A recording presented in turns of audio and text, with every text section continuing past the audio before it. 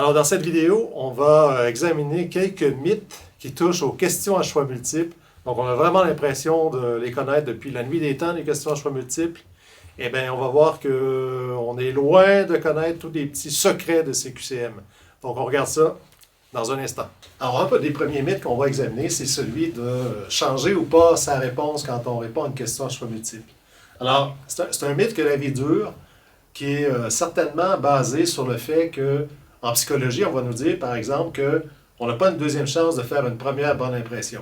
Donc, la première impression qu'on a est souvent la meilleure.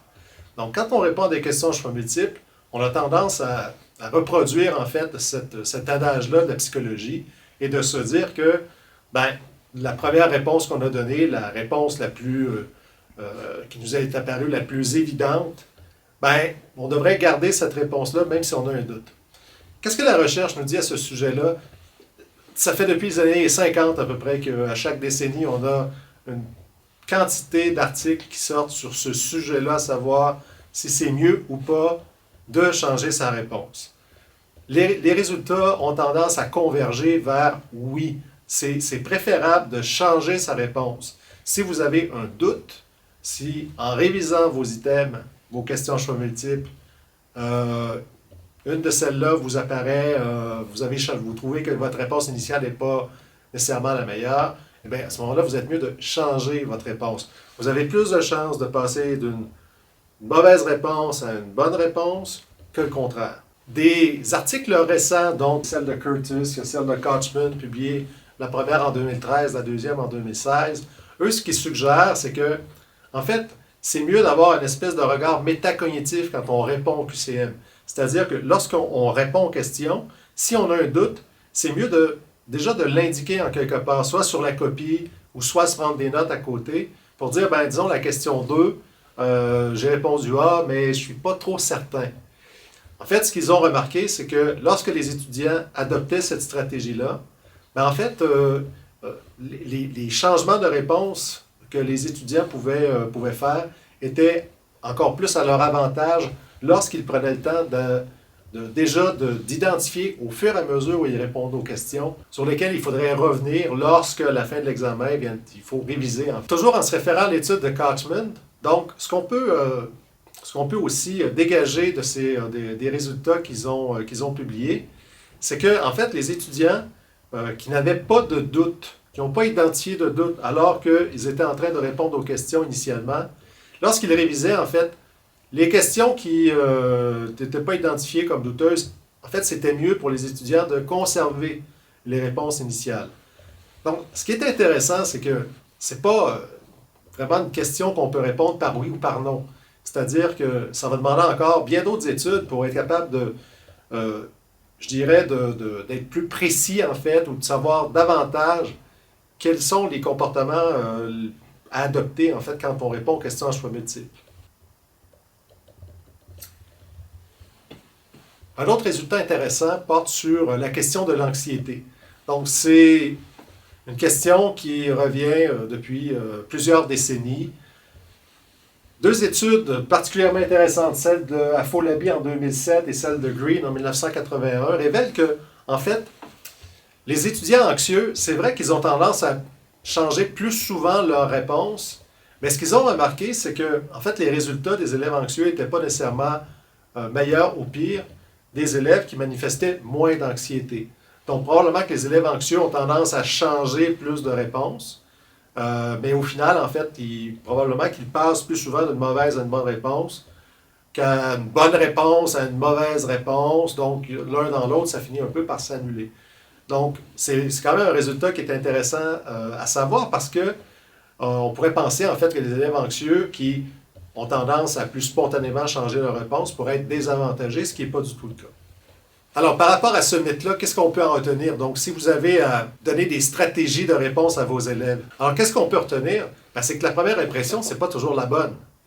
Donc, adopter un regard plutôt métacognitif, apprendre aux élèves à déjà réfléchir sur le processus pendant qu'ils sont en train de répondre aux questions à choix multiples. Donc, leur demander déjà d'identifier les questions pour lesquelles ils sont moins certains de leur réponse et de revenir, quand ils révisent, de davantage porter leur attention sur ces questions-là qui ont été initialement identifiées. Pour les autres questions, dont les réponses semblaient assez claires lors de la première réponse initialement, à ce moment-là, les élèves sont mieux de laisser leur réponse initiale. Alors, un deuxième mythe porte sur à quel endroit dans l'examen devraient se situer les questions les plus difficiles. Donc, il y a toutes sortes de pensées chez les élèves. Il y en a qui vont dire les questions plus difficiles sont plutôt au début de l'examen, d'autres que les questions difficiles sont plutôt au milieu ou même à la fin. Alors, qu'est-ce que la recherche nous dit par rapport à ce mythe? D'abord, quand on regarde la littérature, ce qu'on constate, c'est que on va nous conseiller d'ordonnancer les items du plus facile au plus difficile. Pourquoi? Parce que, au début de l'examen, on veut un peu réchauffer les élèves et surtout ne pas leur donner les questions les plus difficiles, question de ne pas les décourager dès le départ. Donc ça, c'est ce qu'on préconise dans la plupart des livres en évaluation. On va nous donner ce conseil-là, l'effet que ce serait préférable, en fait, d'ordonnancer les items du plus facile au plus difficile. Le problème, c'est que les recommandations ne sont pas toujours suivies. Et même quand elles sont suivies, parfois on va modifier l'examen, donc on va ajouter des questions, on va en enlever, on va déplacer des questions, ce qui va faire en sorte que ça va être difficile, en fait, d'avoir un respect total de cette recommandation-là. Donc, on va avoir des items qui vont avoir tendance à se mélanger. Alors, la question, c'est de savoir, est-ce que c'est grave? Est-ce que ça va affecter, en fait, les résultats des élèves? Alors, qu'est-ce que la recherche nous dit par rapport à ça? Deux recherches récentes publiées en 2017, une qui date de 2009, si je me souviens bien. Ce que ça révèle, c'est que, finalement, ça a peu d'impact. Donc, le fait que les questions plus difficiles soient au début, au milieu ou à la fin, ça change finalement pas grand-chose sur les résultats des élèves. Donc, somme toute, c'est un résultat qui est encourageant parce qu'il y a de différentes contraintes lorsqu'il vient le temps de faire le montage d'une épreuve.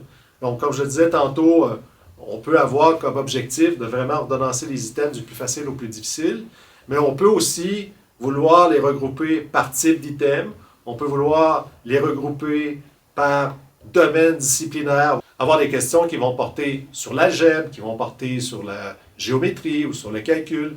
Et là, à ce moment-là, on va introduire une contrainte supplémentaire qui va faire en sorte que lorsqu'on va faire le montage de l'épreuve, ça va être difficile, en fait, d'avoir des items qui soient vraiment ordonnancés du plus facile au plus difficile. Donc, c'est un résultat qui est hyper intéressant parce que ça devrait réduire un peu votre anxiété ou votre stress en vous disant, écoutez, si jamais j'ai des items qui sont plus difficiles au début de l'examen, finalement, ça ne changera peut-être pas grand-chose. Alors, un autre mythe qu'on rencontre souvent, c'est la question du nombre de catégories de réponses. Alors, quand on pose la question monsieur, madame, tout le monde, généralement, les gens vont nous répondre qu'une bonne question à choix multiple devrait avoir 4 options de réponse. La réalité, c'est que ce n'est pas tout à fait exact. Les écrits scientifiques sont assez clairs sur cette question-là. En fait, 3 catégories de réponses, c'est un nombre qui est généralement suffisant. L'argument qui revient toujours, c'est la question de la réponse au hasard. On se dit, si on a 4 choix de réponse, on a une chance sur 4, 25% des chances de répondre au hasard. Si on a juste 3 options de réponse, à ce moment-là, la probabilité, elle passe de 25 à 33%. Dans le fond, c'est un faux problème, parce que si on a 4 options de réponse et que de toute façon, il y a un leurre qui est quasi jamais utilisé, dans les écrits, on suggère qu'un leurre est inefficace lorsqu'il est utilisé par moins de 5% des répondants. Donc, de toute façon, même si on a 4 options de réponse, puis que de toute façon, il y a un leurre qui n'est jamais utilisé, on se ramasse au final quand même avec 3 options de réponse qui sont valables ou qui peuvent être intéressantes pour les élèves. Donc, dans le fond, c'est un faux problème. Le nombre de catégories de réponses a peu d'impact sur les propriétés psychométriques et édumétriques des QCM. Donc, en ce qui concerne la difficulté, par exemple, ou la discrimination, ce qu'on constate, c'est que ça ne fait pas tant de différence que ça. Donc, le fait de passer de 4 options de réponse à 3 options de réponse, finalement, on ne perd pas tant que ça en termes de qualité de mesure. Évidemment, la question du nombre de catégories de réponse, ce n'est pas non plus une règle absolue. Quand on dit que 3 catégories de réponses, généralement, c'est suffisant, Imaginez une question sur le magnétisme, où dans les choix de réponse, on aurait nord, sud, est et ouest. Ben, une question comme celle-là, si je voulais la réduire à 3 options de réponse, on perdrait complètement de sens. C'est-à-dire que je ne pourrais pas avoir nord, sud et est seulement. Ça serait totalement illogique. Évidemment, le nombre de catégories de réponses, ça dépend aussi du contexte. Donc, on ne peut pas en faire une loi absolue. On ne peut pas dire, ben écoutez, à partir de maintenant, écrivez seulement que 3 options de réponse pour les questions à choix multiples et puis ça va être correct. C'est un peu plus complexe que ça. C'est de la même manière, on nous suggère dans les écrits, on nous dit, ben, la 5e option, passer de 4 à 5 options, il n'y a pas véritablement de gain. Peut-être, mais il y a peut-être certaines questions où le 5e choix, en fait, va apporter une information vraiment pertinente, intéressante, et ça va être quand même un leurre qui va être choisi par les élèves. Évidemment qu'il y a moins de chances parce que, bon, si la question est de difficulté moyenne, ben, il faut après ça répartir de façon équitable les réponses des autres élèves sur 4 choix. Donc, ça fait en sorte que les choix sont relativement peu choisis. C'est une évidence. Au niveau de l'ordonnancement des choix de réponse, ce que la plupart des auteurs nous recommandent, c'est de les ordonnancer de façon logique. Donc, soit par ordre chronologique, soit par ordre alphabétique, ou tout autre système qui permet de créer du sens au travers des choix. Donc, l'important, c'est qu'il y a une certaine cohérence et surtout qu'on n'introduise pas d'indices pour les élèves. Donc, on sait par exemple que si la bonne réponse vient avant les leurs, donc les mauvaises réponses, eh bien, la bonne réponse a plus de chances d'être choisie. Donc, c'est pour ça que c'est important, en fait, que la bonne réponse, de la répartir autant que possible uniformément. Si on a 3 options, 4 options, 5 options, si c'est 3 options, que la bonne réponse soit tantôt A, B ou C. Si c'est 4 options de réponse, que ce soit A, B, C, D, 5 options A, B, C, D, E. Donc, c'est important qu'il y ait une certaine distribution de la bonne réponse. Vous avez peut-être probablement déjà rencontré des situations où on répond à des questions à choix multiples et puis la bonne réponse, c'est toujours A. Donc, 4e, 5e, 6e, 7e question. Et là, qu'est-ce qui se passe? On se met à douter. On se dit, ben, peut-être pas tout à fait normal, en fait, que la bonne réponse, ce soit toujours A, ou B, ou C, ou D, ou E, ou que sais-je. Les étudiants, et ça, Carnegie, une collègue ici à l'Université d'Ottawa l'a bien démontré dans une de ses études, c'est que les étudiants sont sensibles aux patrons de réponse. C'est-à-dire que les étudiants vont observer à quel endroit la bonne réponse va se distribuer. Donc, c'est vraiment très important de s'assurer, lorsque l'épreuve est terminée, de regarder la clé de correction et de voir s'il n'y a pas des patrons de réponse qui ont tendance à revenir toujours. Par exemple, ABC, ABC, ABC, ABC. Des choses comme ça, ce qui pourrait introduire beaucoup de bruit dans la qualité de la mesure, parce que des étudiants pourraient se questionner sur le fait d'avoir des patrons de réponse comme ça qui émergent sur leur copie, alors que ça devrait se distribuer de façon aléatoire. Un autre aspect très important, Attali en 2003, il y a eu d'autres études par la suite qui l'ont démontré, les concepteurs d'items, les concepteurs d'épreuves, les enseignants, ont tendance à souffrir du biais de tendance centrale. Qu'est-ce que ça veut dire? Bien, ça veut dire que si j'ai, par exemple, 5 options de réponse, A, B, C, D, E, eh bien, on va avoir naturellement, en fait, tendance à mettre la bonne réponse à C, donc dans le point milieu du nombre de catégories. Donc, si on a 3 options, ça pourrait être la lettre B, par exemple, ou si on avait 4 options de réponse, ça pourrait être B ou C. Donc, on sait que les concepteurs, mais aussi les élèves, quand les élèves ont des doutes, ils ont tendance à se rabattre naturellement par ce biais-là, cette tendance qu'on a à aller vers le milieu des catégories de réponse. Donc, c'est un résultat à avoir en tête parce que lorsqu'on vérifie pour savoir si la bonne réponse se distribue de façon uniforme, bien de vérifier justement si on n'a pas eu tendance nous-mêmes, en fait, à mettre la bonne réponse, surtout au milieu du nombre de catégories. Un autre mythe va porter sur l'efficacité des leurres. Donc, un leurre, pour rappel, un leurre, c'est une mauvaise réponse, c'est une réponse qui est pas acceptable pour différentes raisons. Donc, dans une question choix multiple, on va avoir évidemment une bonne réponse et on va avoir des leurres, on va avoir des mauvaises réponses. Donc, un mythe qui revient souvent, c'est de se dire que bien, tous les leurres, finalement, sont efficaces. Tous les leurres vont finir par attirer un certain nombre d'élèves.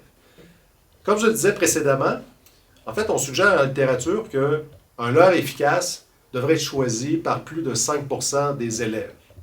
Donc, ce n'est pas une règle absolue qui tient sur des éléments théoriques très forts, c'est plutôt ce qu'on appelle un rule of thumb, donc une espèce de règle comme ça à l'usage. Donc, tout le monde tient pour acquis là, que à partir de 5%, un leurre est considéré comme étant efficace. Alors, est-ce que tous les leurres sont toujours efficaces? Bien, la réponse, c'est non.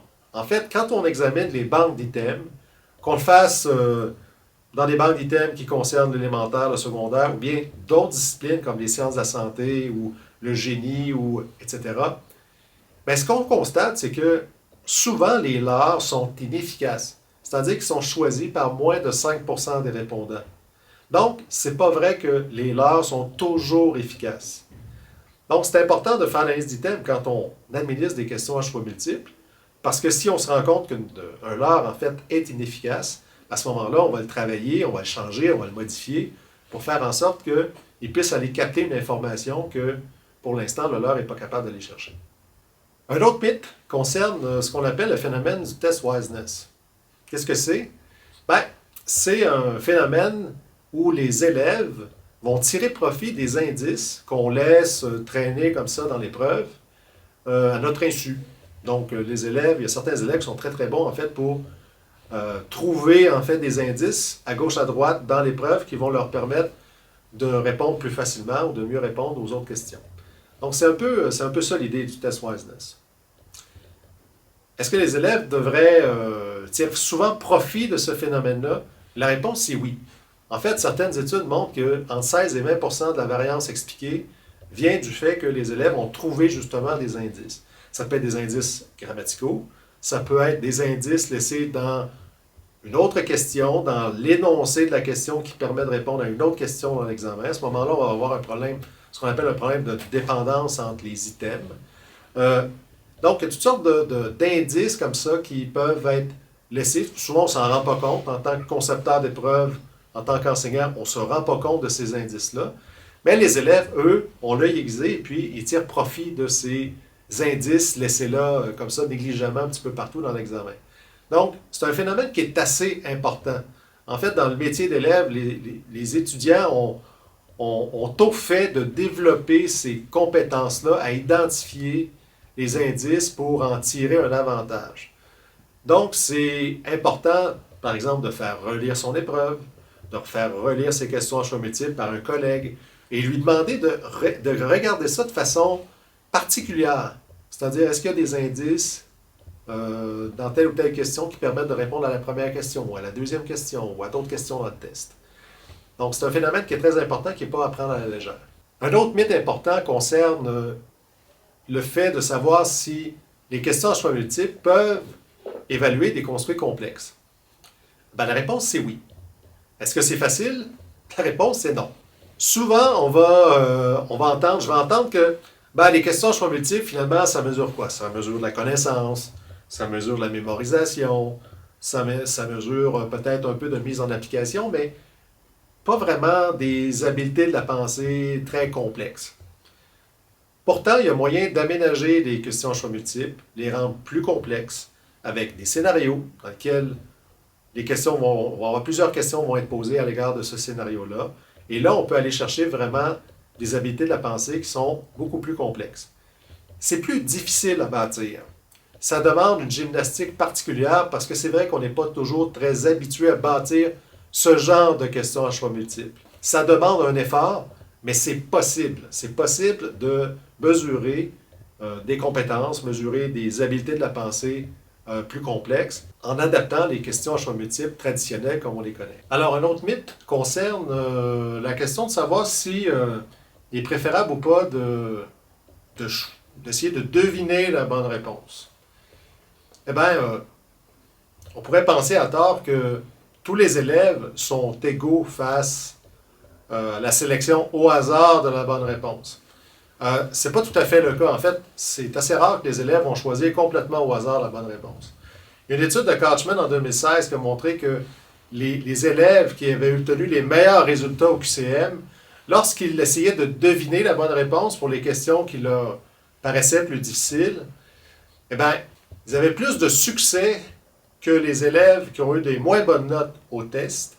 Donc, Probablement parce que ce n'est pas que le hasard qui expliquait le choix de leur réponse, mais aussi parce qu'ils y allaient par élimination, c'est-à-dire qu'ils éliminaient les leurs qui leur apparaissaient peu plausibles. Quand on examine les résultats des élèves qui ont eu des moins bons résultats, on s'aperçoit que dans leur cas, ils ont eu davantage tendance à se rabattre uniquement sur le hasard pour choisir la bonne réponse. Donc, la question de répondre au hasard aux questions à choix multiples, ça dépend aussi beaucoup des élèves et donc dans quelle catégorie ils vont se situer, c'est-à-dire des élèves qui sont généralement très performants ou d'autres qui manifestent plus de difficultés. Un autre mythe va concerner la méthode de notation des QCM. Donc, il y a une méthode qui est de moins en moins utilisée, qui consiste en fait à corriger de façon négative. Vous avez peut-être déjà vu ce type de notation-là, c'est-à-dire que si vous n'avez pas la bonne réponse, non seulement vous n'aurez pas les points, mais en plus on va vous pénaliser. Le problème avec la notation négative, c'est que ça peut affecter davantage en fait les étudiants plus anxieux ou les étudiants qui ont une plus grande propension à prendre plus ou moins de risques, par exemple. Donc, on introduit en fait une variable associée à la personnalité qui est assez importante dans le cas de la notation négative. Alors, si on récapitule, est-ce que c'est mieux ou pas de changer sa réponse? Eh bien, la réponse, c'est oui. S'il y a un doute, il faut informer les élèves que c'est préférable de changer la réponse. Encore plus, s'ils ont identifié les questions plus problématiques alors qu'ils répondaient initialement à chacune de ces réponses-là. La question de la position de la question à choix multiple dans l'épreuve, est-ce que c'est une variable qui est importante? La réponse, c'est non. Ce n'est pas une variable qui est hyper importante. Ce n'est pas un élément qui va changer tant que ça les propriétés édumétriques des questions. Donc, ça, c'est un mythe qui a la vie dure, c'est-à-dire que même dans les cours, on enseigne encore que c'est important de passer de questions, d'ordonnancer les questions de la plus facile à la plus difficile. Ça ne veut pas dire de laisser tomber cette recommandation-là, mais si vous ne la respectez pas, ça n'aura pas tant d'effet que ça. C'est ce qu'il faut retenir. Pour le nombre de catégories de réponses, donc est-ce que c'est mieux d'en avoir 3, 4 ou plus que 5? La réponse, c'est 3. Donc, c'est complètement contre-intuitif. On est tellement habitué de voir des questions choix multiples avec 4 choix de réponse que lorsqu'on voit une QCM avec seulement 3 options, on est un peu décontenancé, quoi. Mais ce qu'il faut retenir, c'est que les propriétés du métrique ne sont pas moins bonnes avec 3 options de réponse qu'avec 4 ou avec 5. Dites-vous que si vous avez 4 ou 5 options de réponse et que de toute façon, vous avez des leurres qui ne sont jamais utilisées, de toute façon, vous allez retrouver une question à choix multiple avec 3 options de réponse. Autre mythe. Donc, la position de la bonne réponse dans l'épreuve n'a pas d'impact. La réponse, c'est oui, ça a un impact. Donc, si vous avez des patrons de réponse qui sont trop évidents aux yeux des élèves, ça risque en fait d'introduire du bruit. Ils risquent de changer leur réponse alors que il n'y a pas de raison de la changer. C'est uniquement qu'ils voient qu'il y a un patron de réponse et ils trouvent ça bizarre. Donc, il faut faire attention d'essayer de distribuer de façon aléatoire, de façon uniforme aussi, que la bonne réponse ne soit pas toujours la première, la deuxième, mais aussi la troisième, ou si vous avez 4 choix, la quatrième aussi. Un autre mythe, la question des leurres. Donc, est-ce que les leurres sont toujours efficaces? La réponse est non. Donc, même que c'est rare, lorsqu'on a 4 ou 5 options de réponse, que les leurres soient tous efficaces. Donc, c'est mieux d'avoir moins de catégories de réponses, mais d'avoir des leurres qui soient vraiment informatifs. Un autre mythe concerne l'anxiété, donc on en a parlé. Est-ce que l'anxiété a tant d'impact que ça sur les réponses des étudiants à des questions à choix multiples? La réponse, c'est non. En fait, les étudiants anxieux ont tendance à changer plus souvent de réponse, mais globalement, quand on regarde les résultats, ils n'ont pas des résultats qui sont moins bons que les étudiants qui sont moins anxieux. Un autre mythe à l'effet que les élèves ne voient pas les indices qu'on peut laisser traîner ça et là dans l'examen. Eh bien, oui, les élèves détectent les indices qu'on peut leur donner consciemment ou inconsciemment. Donc, c'est important de se relire, c'est important de demander à d'autres personnes de relire nos épreuves en ayant en tête cette dimension-là, parce que les élèves ont tendance à être assez bons pour voir les différents indices traînés à gauche à droite et puis s'en servir pour répondre aux questions. Un autre mythe qu'on a vu, c'est le fait que les QCM ne mesurent que des apprentissages simples. Donc, c'est faux. En fait, on peut aussi mesurer des apprentissages complexes. On peut mesurer la résolution de problèmes. On peut mesurer des habiletés de la pensée supérieures, plus complexes. C'est vrai que ça demande un effort supplémentaire. C'est vrai que ça demande du temps, mais c'est possible avec des questions à choix multiples. Un autre mythe concerne le fait de choisir au hasard la bonne réponse et de s'imaginer que tous les élèves, en fait, sont égaux face à ce choix aléatoire-là. La réponse, c'est faux. En fait, les meilleurs élèves ont tendance à faire des choix au hasard qui ne sont pas si au hasard que ça. Souvent, ils vont procéder par élimination. Donc, ils vont se servir aussi de leurs connaissances et de leurs compétences pour être capables de choisir la bonne réponse. Ce qui est moins le cas des élèves qui sont plus en difficulté, qui, eux, vont avoir tendance à choisir une réponse basée essentiellement sur le hasard. Enfin, un dernier mythe sur le système de notation. Donc, le système de notation n'a pas d'impact, en fait, sur les résultats des élèves et sur la façon dont les élèves vont répondre aux questions. La réponse, c'est faux. Il y a un impact. Donc, les systèmes de notation, surtout à correction négative, peuvent affecter davantage certains groupes d'élèves, donc ceux qui manifesteraient plus ou moins de propension, par exemple, à prendre des risques, aux élèves qui sont justement plus anxieux. Donc, ces élèves-là seraient plus désavantagés, en fait, que d'autres élèves. Donc, il faut faire attention dans le choix du système de notation, parce que oui, ça peut affecter les résultats des élèves. Alors voilà, ça fait un terme à ces vidéos qui étaient consacrées aux stratégies de réponse aux questions à choix multiples, aux différents mythes qui sont associés aux questions à choix multiples. Donc j'espère que vous avez appris des choses.